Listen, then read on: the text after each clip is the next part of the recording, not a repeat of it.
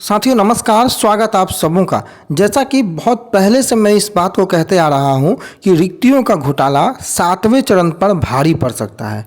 जी हां दोस्तों, प्राथमिक हो, माध्यमिक हो, उच्च माध्यमिक हो, सभी अभ्यर्थियों को रिक्तियों पर बड़ा ध्यान देना होगा। बीपीएससी को अभी रिक्तियां पूर्ण रूप से पदवर्ग समिति से कंफर्म करके कैबिनेट से स्वीकृति लेकर के नहीं भेजी गई है, लेकिन जो रिक्तियों का आंकड़ा शिक्षा विभाग के पास आया है बड़ा चौंकाने वाला आया है। कल भी मैंने इस पर एक वीडियो क्रिएट किया था, लेकिन वो एक जिले से थी, लेकिन अब पूरे 38 जिले से रिक्तियों का जो आंकड़ा है वो आ चुका है। और उस पर जो भारी जो विरोध देखने को मिल रहा है वो क्यों है, उसके बारे में भी हम लोग देखेंगे। अब क्या होगा, सिलेबस अलग अलग संवर्ग के हिसाब से बहुत मुश्किल है बहाली या बड़ा आसान है बहाली, चयन की प्रक्रिया में क्या बदलाव है, कैसे चयन होगा। अब 1 से 5 के लिए मैंने लिखा है सीटें बढ़ गई हैं, 6 से 8 के लिए सीटें बढ़ गई हैं। माध्यमिक में बस 33,000 सीटें जो हैं वो देखने को मिल रही है। तमाम बिंदुओं पर हम लोग चर्चा करेंगे। सबसे पहले आपको मैं समझाता हूँ कि जो पूरा माजरा क्या है। देखिए, बिहार में बहाली 1 से 5, 6 से 8, 9, 10 और 11, 12 इन 4 जगहों पर बहालियां होती हैं। अब क्या है कि 9, 10 में बहाली को लेकर के बहुत पहले से 44,193 पदों की चर्चाएं थी। यहाँ पर 90,000 के करीब पदों की संख्या की जो चर्चाएं थी, और 6 से 8 और 1 से 5 में 80,000 के आसपास की पदों की चर्चाएं थीं। अब बात पूरा माजरा बदल जाता है कि कक्षा 9 से 10 में गवर्नमेंट के पास जो रिक्तियां आती है वो मात्र 33,000 की आती है, और 11, 12 वालों के लिए और चौंकाने वाली रिक्तियां हैं कि मात्र 57,000 की रिक्तियां गवर्नमेंट के पास आती है। अब ऐसी परिस्थिति में आम अभ्यर्थी क्या करे, जो इंतजार कर रहे थे बहाली का कि उनकी सीटें जो हैं वो बढ़ के आएंगे। बिहार के माननीय सचिवालय में माननीय अधिकारियों ने भी कई बार इस बात का जिक्र किया है कि भाई सीटें बढ़ के आएंगी। हम लोगों ने भी कई बार ये बातें बताई हैं कि 7,000 से 8,000 की संख्या में पहले सीटें आ रही थी। 10 अप्रैल 2023 तक की सीटों की गणना अगर आप कर रहे हैं और अगर आपके पास मात्र 33,000 सीटें हैं, तो मैं आपको ये आपकी जानकारी के लिए बता दूं कि ये 33,000 सीट 2020 में ही अप्रूव है। तो 20 के बाद की सीटों को आपने क्यों नहीं जोड़ा है? तो 20 के बाद ये मार्च 2020 की सीटें हैं जो 32,916 आपको याद होगा, और 1,000 उसमें कंप्यूटर शिक्षकों की सीट थे। कुल मिलाकर 33,916 आपके पास ये सीटें थी। तो अगर आप 33,000 सीट माध्यमिक में दे रहे हैं तो 2020 की जो अप्रूवल सीट है उस समय वित्त विभाग से इसको अप्रूवल मिल चुका है, वो सीटें आप दे रहे हैं। इसके अलावा जो छठे चरण से अभी शेष खाली रिक्तियां हैं उसको आपने क्यों नहीं जोड़ा? आपने 2020 के बाद की जो रिक्तियां हैं 2019 तक तो आपको पता है कि छठे चरण को दे दी गई थी। उसके बाद की जो रिक्तियां हैं जून 19 के बाद से 23, ये 2, 2.5, 3 साल का जो लंबा समय होता है, इनके बीच की रिक्तियां आपने क्यों नहीं जोड़ा? तो ये रिक्तियों का घोटाला जो हो रहा है, इस घोटाले पर आपको ध्यान देना है। रिक्तियां आपके पास बहुत ज़्यादा है। सेकेंडरी स्कूल में केवल 32,916 एक बार की सीटें अप्रूव है, जिसमें 5400 जो है वो प्रत्येक विषय में सीटों की संख्या जो है वो अप्रूवल थी, आपको पता होगा। तो केवल 5400 सीटों को दे करके शिक्षा विभाग 33,000 का ये आंकड़ा अगर पुराता है तो ये कहीं से जो है वो कतई सही नहीं कहा जाएगा। इस पर आवाज़ें, इस पर जो है सरकार के पास अपनी बातों को पहुंचाना अति आवश्यक है। अब आप उच्च माध्यमिक को ले लीजिए, मात्र 57,000 सीटों का अगर जिक्र हो रहा है, अभ्यर्थी भले हो ना हो, लेकिन सीटें तो आपकी जो 90,000 गवर्नमेंट फिर किस रूप से विधानसभा में वो सीटों का आंकड़ा दी, इन सभी चीज़ों को समझना अति आवश्यक है। अब हम उस खबर की ओर लेकर के चलते हैं जो खबर आप लोगों के सामने है। आप देखिए, प्रदेश में कक्षा 1 से 12 तक मात्र लगभग 1,80,000 के आसपास के शिक्षकों की नियुक्ति होगी।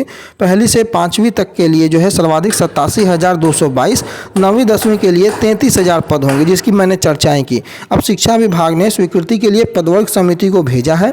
उच्च माध्यमिक स्कूलों में कक्षा 11 और 12 के लिए 57,000 पद होंगे। इस साल के अंत तक भर्ती करने का पूरा लक्ष्य रखा गया है। अब समिति जो कैबिनेट की समिति की स्वीकृति मिलेगी, कैबिनेट की बैठक होगी, उसके बाद यहाँ से मंजूरी मिलने के बाद जिलों से आरक्षण रोस्टर क्लियर होगा। अब जो सीटों की जो चर्चाएं हैं उसके पहले परीक्षा का सिलेबस क्या होगा अभी ये तय नहीं है। 10 अप्रैल को विद्यालय नियमावली जो अध्यापक नियमावली आई है, उसके बाद बाद एक वस्तुनिष्ठ परीक्षा के आधार पर अभ्यर्थियों का चयन होना है। लेकिन परीक्षा का सिलेबस क्या होगा ये अभी तक तय नहीं किया गया है। हालांकि ये सबको पता है कि अध्यापकों का अलग अलग संवर्ग होगा। कई बार शिक्षा विभाग ने बैठकें की हैं। अब संवर्ग अलग अलग जो होगा, प्राथमिक, मध्य विद्यालय, मूल कोटि के स्नातक श्रेणी के विद्यालय अध्यापक, माध्यमिक, उच्च माध्यमिक के विद्यालय अध्यापक का विषयवार होगा। प्राथमिक माध्य विद्यालय का अलग होगा, माध्यमिक, उच्च माध्यमिक का, जो मैंने लगातार कहा है कि विषयवार करके अलग अलग संवर्ग स्थापित किया जाएगा। और ये सभी संवर्ग जो होंगे वो जिला स्तर पर होंगे। शिक्षकों के सभी पद जो हैं वो अब सीधी नियुक्ति से भरे जाएंगे। अब पदवर्ग समिति की स्वीकृति इसलिए ज़रूरी है क्योंकि जो शिक्षकों की जो नियुक्ति होती है वो जिला स्तर पर अब होगी और ये जिला कैडर के शिक्षक होंगे। राज्यकर्मी का दर्जा मिलेगा, वेतन और अन्य सुविधाएं मिलेंगी राज्यकर्मी के जैसे। अब 2006 के पहले जो नियुक्तियां हुआ करती थी नियमित स्थायी शिक्षकों का, वो अलग कैडर था। बाद में पंचायत और नगर निकाय नियोजन इकाइयों से जो है शिक्षकों को नियोजित कर अलग कैडर बनाया गया था, लेकिन वो जो थे वो राज्यकर्मी नहीं थे। तो अभ्यर्थियों के लिए जो अनिवार्य अर्हता है, कौन कौन से अभ्यर्थी इसमें पार्टिसिपेट कर सकते हैं, तो अगर आप 9, 10 और कक्षा 11, 12 के लिए अगर आप एलिजिबल होना चाहते हैं तो आपके लिए बीएड, एमएड या फिर एसटीईटी आपको क्वालिफाई होना पड़ेगा। यानी कि बीएड, एमएड के साथ आपको एसटीईटी क्वालिफाई होना पड़ेगा। वहीं अगर आप प्राथमिक के लिए अगर आप प्रारंभिक स्कूलों में शिक्षक बनना चाहते हैं तो डीएलएड के साथ टेट और सीटेट की परीक्षा पास करना जरूरी है। अब यहाँ पर एक प्रश्न होता है कि भाई डीएलएड केवल लिखा हुआ है, बीएड क्यों नहीं लिखा हुआ? देखिए, इससे अभी नहीं घबराइएगा। मामला माननीय सुप्रीम कोर्ट में विचाराधीन है बीएड और डीएलएड के मसले को लेकर के। अब तक बिहार में बीएड को लेकर के बहालियां हुई हैं, इसलिए आगे भी अगर फैसला का कोई प्रभाव नहीं पड़ता है तो होगा, और अगर कोई फैसला का प्रभाव पड़ता है तो वहाँ आपके ऊपर भी प्रभाव पड़ सकता है। तो जब तक माननीय सुप्रीम कोर्ट के जो अंडर जो फैसला विचाराधीन है उसका निर्णय नहीं होता है तब तक इस निर्णय का जो है आप इंतजार करना बेहतर समझिएगा। अब जो मैंने कहा है कि अंक के आधार पर जो चयन की प्रक्रिया है, अब आपसे क्या होगा कि आवेदन के साथ ही किस जिला में आप शिक्षक बनना चाहते हैं उसके लिए 3 या इससे अधिक ऑप्शन चुनना होगा। अगर अधिक अंक आने पर जो प्रथम ऑप्शन होगा आपकी जिला का, वहाँ पर आपकी बहाली हो जाएगी। लेकिन अगर अधिक अंक नहीं हुआ, कम अंक आने की स्थिति में दूसरे या तीसरे जिले का भी ऑप्शन आपको देखने को मिल सकता है। तो 3 या उससे अधिक जिले का चॉइस होगा। अधिक अंक अगर आपके आते हैं तो आपको उस जिला पर बहाली मिल जाएगा जहाँ पर आप जाना चाहते हैं, और अगर नहीं आया, कम अंक आया, तो कम अंक में फिर बाकी अन्य जो जिले हैं वहाँ पर आपकी बहाली देखने को मिलेगी। अब देखिए यहाँ पर क्या हुआ, कुल पदों की अगर हम जहाँ तक अब जिक्र कर रहे हैं तो कुल पदों को लेकर के आप यहाँ पर देख लीजिए, जो पूरा माजरा है आपको क्लियर हो जाएगा। लगभग 88,967 प्रारंभिक स्कूलों में, 33,000 सेकेंडरी स्कूलों में, 57,000 +2 शिक्षक बहाल होंगे। अब ये प्रशासकीय पदवर्ग समिति से इसकी स्वीकृति मिलेगी और उसके बाद तमाम अखबारों ने इस बात को लेकर के क्लैरिफिकेशन दे दिया है। 1 से 5 के लिए 87,000, कक्षा 6 से 8 के लिए 1745, कक्षा 9-10 के लिए 33,000, कक्षा 11-12 के लिए 57,000। ये है रिक्तियाँ। अब आप इसमें अपना मूल्यांकन कर सकते हैं कि भाई क्या रिक्तियों का ब्यौरा है और किस तरीके से आपकी रिक्तियाँ आगे देखने को मिल सकती है।